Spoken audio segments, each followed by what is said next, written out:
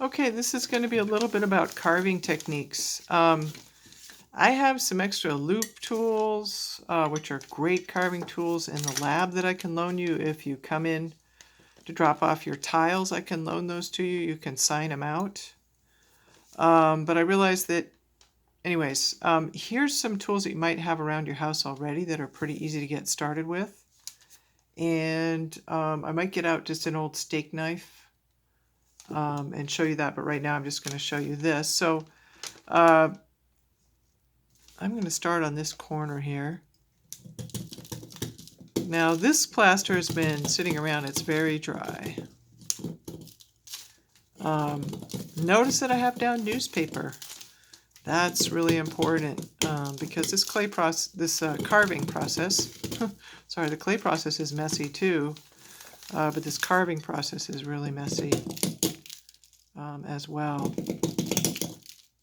Now, your clay block, your plaster block that you carve is going to be soft for a while right after you pour it. And so I'm going to recommend that you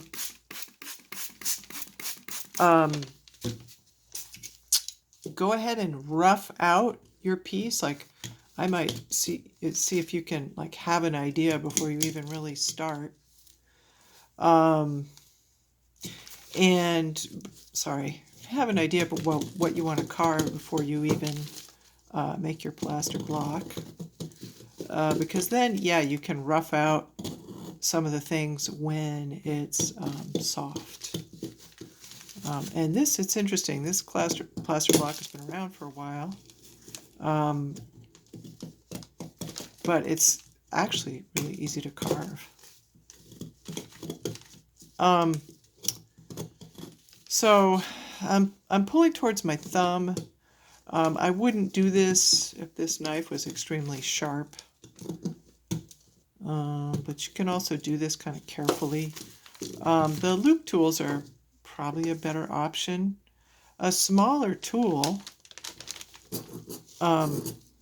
is going to require less force to go through the material.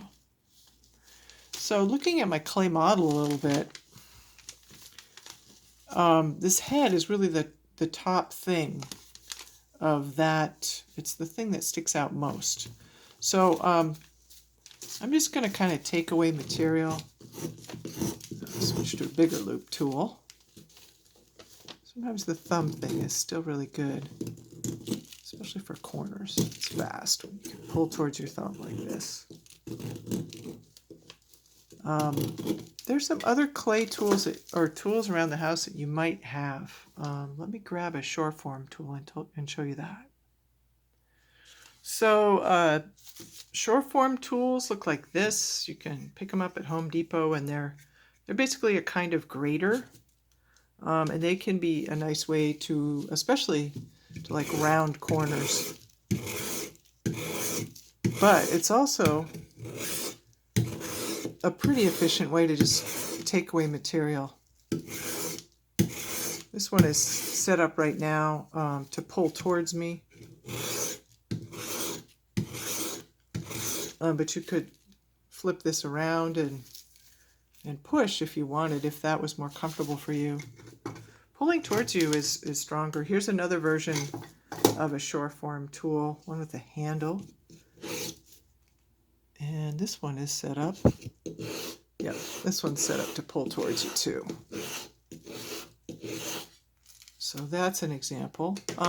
These aren't really going to work too well if the plaster is soft, because they're going to clog up, in which case you might want a wire brush, because you can just clean them out really well.